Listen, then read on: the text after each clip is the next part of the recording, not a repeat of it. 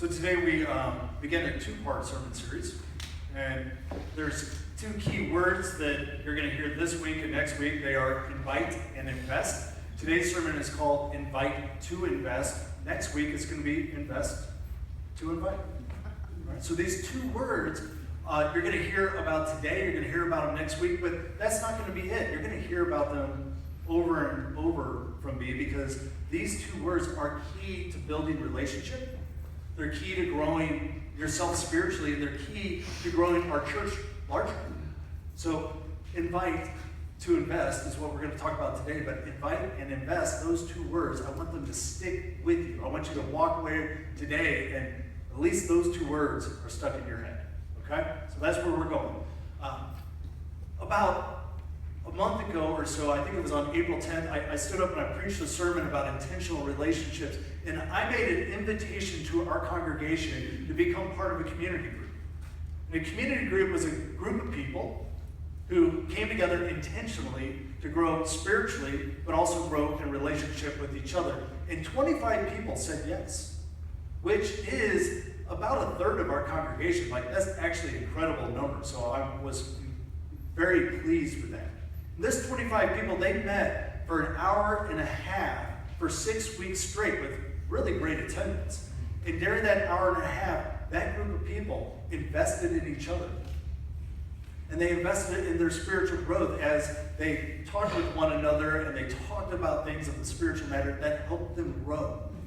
And it was, I grew personally from it, but it was also just a pleasure as a pastor to watch people talk about the things that they were focused on and how they were applying it to their life. And that original invitation created a context for an investment that helped both grow individual people, but also grow our church stronger internally. And this is a key strategy for us growing larger in terms of our numbers, is we first just continue to be focused on growing stronger internally as a community so that people are really invested in one another. That is why this idea of intentional relationships, which is, if you look at the ministry of Jesus, the way he does relationship, there's great intentionality about it. It's why intentional relationships is one of the three values that I'm encouraging our leadership team, our consistory, to look at to be our official values or the things that drive our behavior. Because great relationships rarely happen randomly. They take intentionality, they take invitation, and they take investment. And so again, invite and invest. I want these words to be stuck in you because they are the vocabulary by which we are going to employ a strategy to grow this church stronger as a community, to create a context where you as an individual disciple can grow spiritually, and that we can become the kind of community that will compel others to come, check us out, and when they check us out, they stay because there's a strong community here full of growing spiritual people. So invite and invest. And here's the big idea for today. You don't know what God might do through one invitation. You really don't. You have no idea what God might do through a single invitation that at that moment doesn't seem like a big deal. But that one invitation can lead to something incredible. And it can lead to new life even. It can impact people beyond your imagination, people that you don't even know yet. And let me give you an example. In 2007, I was working at a restaurant called Mia Francesca's. It's still there. It's right near Wrigley Field in Chicago. And one night, a group of guys who used to work with us at Mia Francesca's, they had left the restaurant and started their own restaurant, and they came back to the restaurant to celebrate the opening of their new restaurant. You follow me?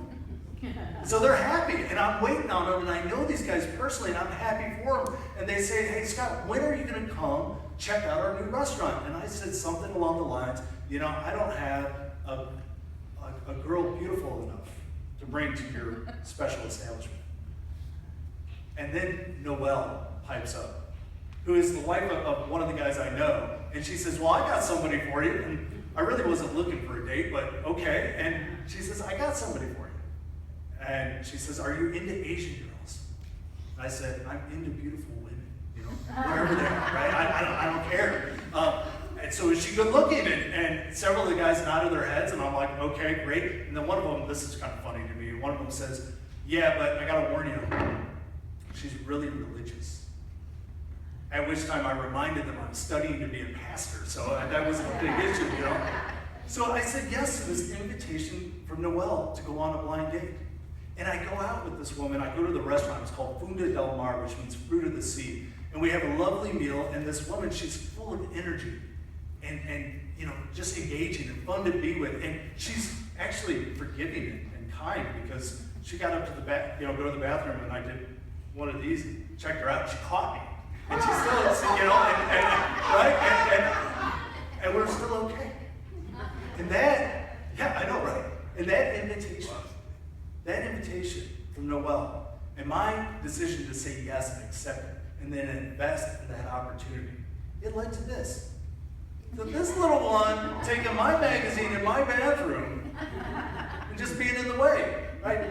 You know, for those of you that don't know about being married and having kids, like all of a sudden your privacy is gone, right? This little bathroom, the kid would be in there, the wife would be in there, the cat would come in, right?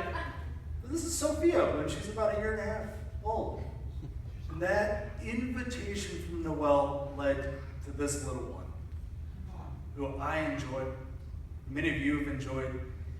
And that is the power of a single invitation. You have no idea what God might do through one invitation.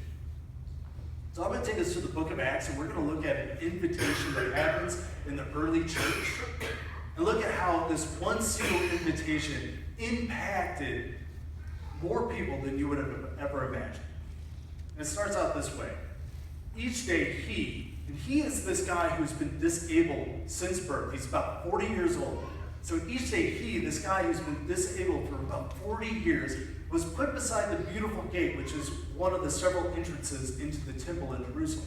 And he's put beside the beautiful gate so that he, the person that has been disabled for 40 years, can beg from the people going into the temple. Because in the ancient world, and quite often in our world, if you're disabled in such a way that you really don't have capacity to do much, I mean, this is about all he could do to help support his family. So each day, he's brought in to beg at the beautiful gate.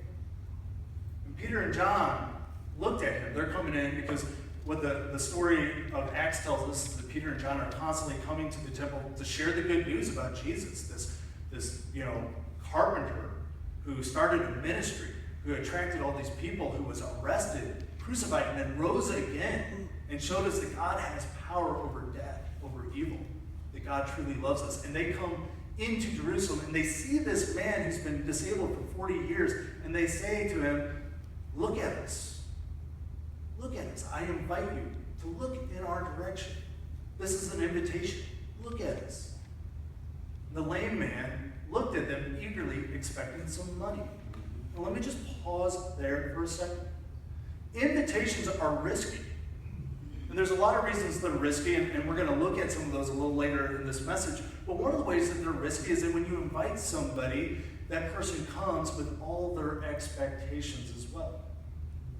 Some of those are good expectations, some of them are bad expectations. A lot of them are kind of neutral, they're just expectations, And this guy, he's been begging for 40 years. Of course he's expecting some money. But Peter says, I don't have any silver or gold for you. Peter's just honest about where he's at. There takes a certain amount of courage to invite somebody and be honest about, here's what I'm bringing to the table. I invite you to this, and this is what I got. I don't have any silver or gold for you. But I will give you what I have.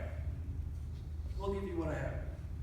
When you make an invitation to somebody, all you can give is what you have. You can't give what you don't have. If you really let that sink in, it takes some of the edge off of this.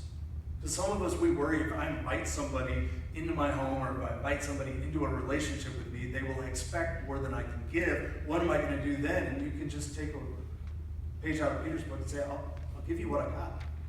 Because I can't give you what I don't have. But I will give you what I have. And he says, in the name of Jesus Christ, that guy from Nazareth. Now, you got to look this up in your scripture. Depending on what translation you read, it either says that Nazarene or that guy from the town of Nazareth or something along those lines. So I just translated it like that. In the name of Jesus Christ, that guy from Nazareth, get up and walk.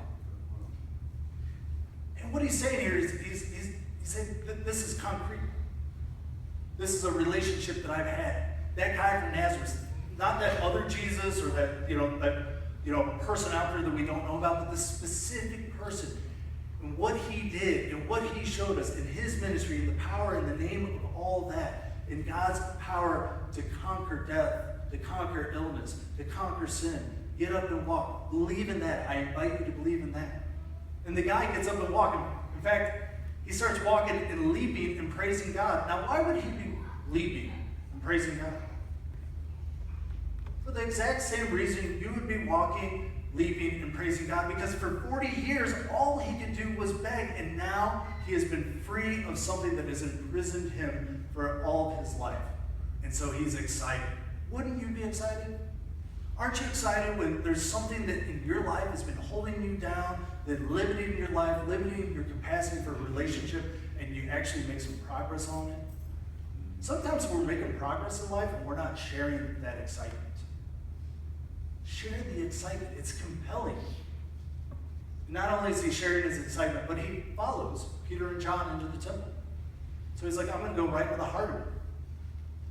And when they realized he was the lame beggar they had seen so often at the beautiful gate, they were absolutely astounded. Who's the they? I don't know. Neither do you. It's the general public. It's people we haven't met yet. But there's this guy who is leaping and praising God, and he's walking with Peter and John and making a big ruckus, a celebration, because he's happy he received something. And they, this general public, this people we haven't met, and they start paying attention. And watch this. Peter saw the opportunity and addressed the crowd. Peter says, this guy over here who has been disabled for 40 years has become known because he's always there at the beautiful gate. He is up walking, he is jumping, he is celebrating God, and they, that general public we haven't met yet, they're paying attention. And I'm going to take this opportunity, and I am going to address the crowd. I'm going to say something. I'm going to preach a sermon. I'm going to share the good news. I'm going to tell my story. Invitation can lead to opportunity. Can lead to opportunity that you didn't even know was possible. Just one little invitation can have this cascading effect, this positive feedback loop, this building momentum. Invitation can lead to an opportunity. But many of the people who heard their message, meaning Peter's message, the message of the lame man, the person who's been disabled for 40 years, who's now saying, check me out, I'm leaping, I'm celebrating because God has done something in my life. Many people who heard their message, they believed it. So now they, that is the believers, the members of the church, they total about 5,000. Now, if you go back in the book of Acts, you'll realize that, like, on one of the first days, Peter gets up and preaches, and 3,000 convert on that day. So if you do the math, actually, 2,000 in this story convert. Follow that? So 3,000 converted early with Peter's first sermon, and then Peter preaches this sermon, and 2,000 more come to know Christ. Not counting women and children, which is the Bible's way to say, look, this is a historical context, this is real, and this was part of a patriarchal culture. So, we wouldn't phrase it that way, but this is from real history. 5,000 people, 2,000 on that day, all because Peter invited this man for 40 years who's been disabled to accept Jesus. And he accepts it, his life changes, and he gets up and he shares his joy. And it creates an opportunity. And Peter preaches the gospel, and 2,000 people respond, and the church grows bigger and stronger. You don't know what God might do through one invitation. One invitation. This is why here, I want us all to have an invitation orientation. Right? Invitation orientation. Be oriented, to be positioned, to be leaning towards inviting. Inviting one another, inviting family members. Not just to church, although I want you to invite them to church, but inviting them so that you may invest in them, so that you may share life with them, so that you may get to know them. Our culture will function the best if we have an invitation of orientation. We're oriented, we're positioned, we're facing this propensity to invite.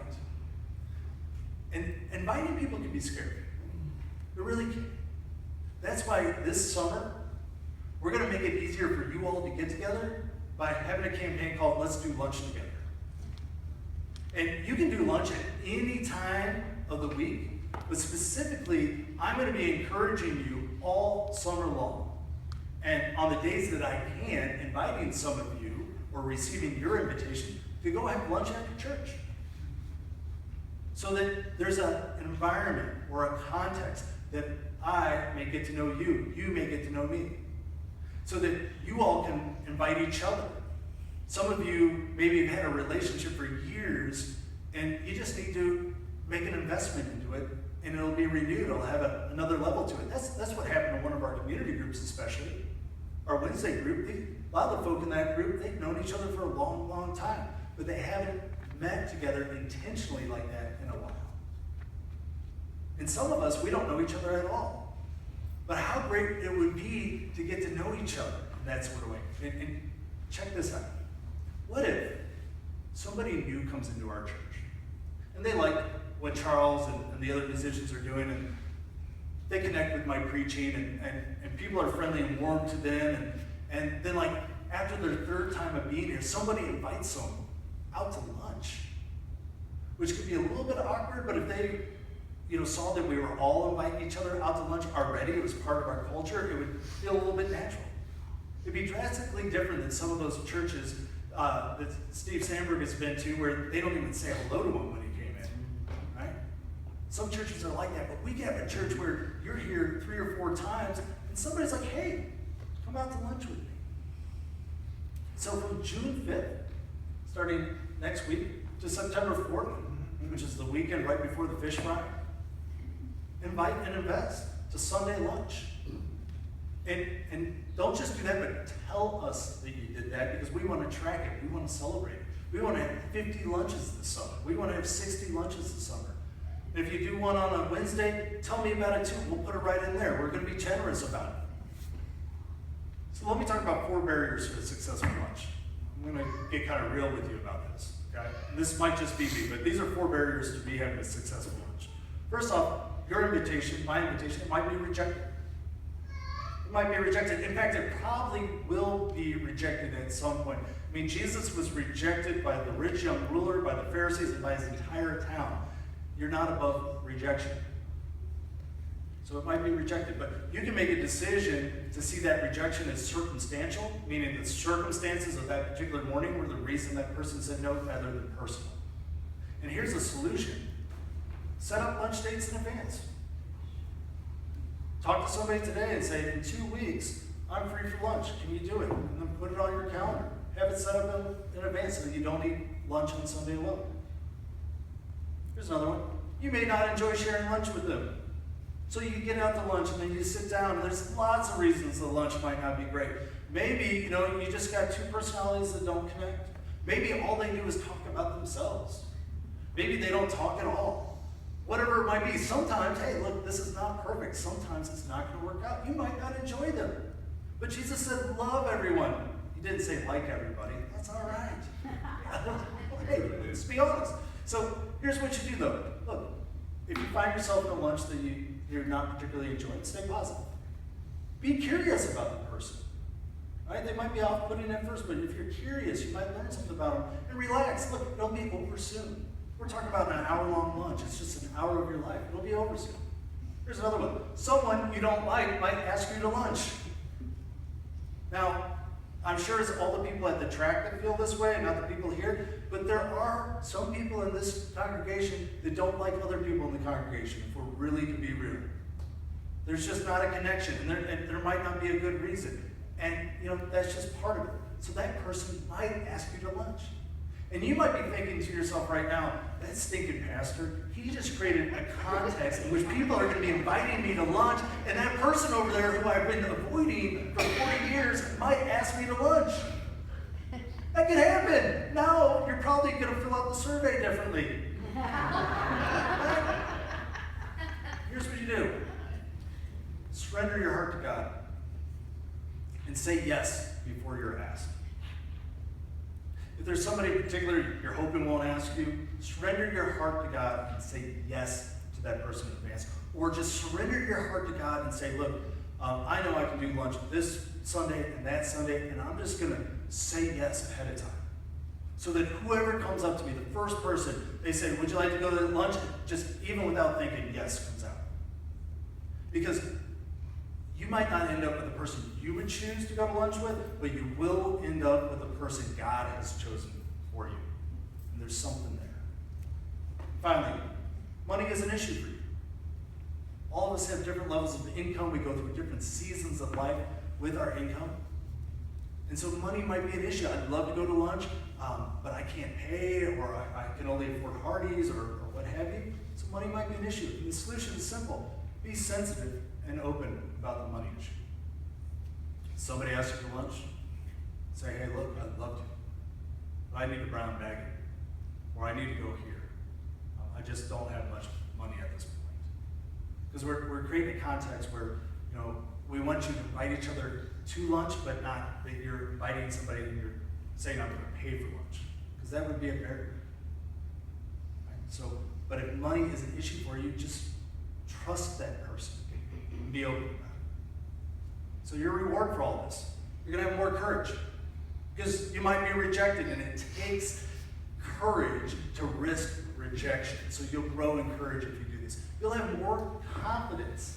Because when you stretch yourself and you put yourself out of your comfort zone, and then occasionally this will happen if you do this enough this summer, somebody's going to say yes to your invitation. And so your confidence will grow. You'll have more connection. Because now that you're at lunch with somebody, now that you're having coffee with somebody, now that you're intentionally in relationship, you're building connection. Finally, you'll have more joy. Because being connected with people, being invested in people creates joy. And I've seen it even in our community groups. As the weeks went on, the laughter and the affection in those groups built. Now, before I conclude, I want to introduce you to Mark. This is Mark. He, first time showed up in my life, he was a 14-year-old squirrely little kid. And Mark attended a Catholic church. And Mark came to the church where I was the youth pastor because of this kid, Josh Phillips. This is Josh playing the guitar as a teenager in some junior high in Kentucky or Tennessee or wherever we were doing the Appalachian Service Project that year. But Josh was buddies with Mark, and he invited Mark to come on the Appalachian Service Project with us. In fact, there's Mark and Josh with a bunch of other kids somewhere in Appalachia. And Mark and Josh and all these kids, they worked together to rehab homes in central Appalachia. And Mark later became a staff member for the Appalachian Service Project, which for a college kid, or a college-age kid, is an immense amount of responsibility. There's other great things that young people can do, but boy, this thing, being a staff member for this mission trip through the summer, it is unbelievable the amount of responsibility these young kids take on. And Mark, already a pretty great kid, grew and just became an outstanding young adult. This is Mark in Thailand, where he's teaching and wearing a horse outfit for whatever reason, I'm not sure. Mark is now touching lives in Thailand. And it all started with an invitation from Josh to come be part of our mission trip. Of course, that's not the only factor, but it was a catalyst because it led Mark to get out of his comfort zone and join the ASP staff and to grow and do things that he otherwise wouldn't imagine doing. And now he's wearing a horse costume, teaching little kids. You have no idea what God might do through your invitation. So let's do lunch well.